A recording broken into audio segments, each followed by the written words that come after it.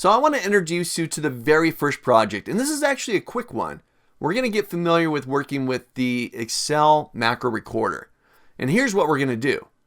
So I've got an example file open. It's called Insert and Formatting Text. It's a file that you can grab and you can download and you can work along with me. So make sure you do grab that. Now, I've already completed the macros inside of my example right here. You open up the file, you're not going to have any code, you're not going to have any macros in there. But I want to show you what you're about to do. So East Records, I got a block of data here. It's nothing big, but I got a block of data. And it's got some headers up there. Region, expense, some months, and a total. Uh-oh, I misspelled it there. Well, I want to be able to automate placing those headers. Because perhaps every week I get new data in.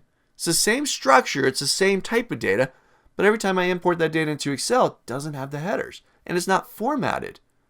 Well, you can create a macro to do this for you. Take a look. If I run over to the Run macro, and I've already created this, I assigned the macro that adds the headers and formats them to a shortcut key. In my case, Control J. I press Control J, and I'm done. It's added all the headers and it's formatted them for me. Or maybe perhaps even better yet, if I go to Run with Button, I've got a button now here.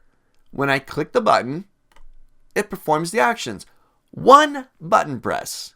And I've now automated my experience. And you're going to see just how quick this is. Just how efficient you can be and save time and money all by automating your experience inside of Excel with the Excel macro recorder. So this is going to be our first project. Jump into the next video and we'll start creating this.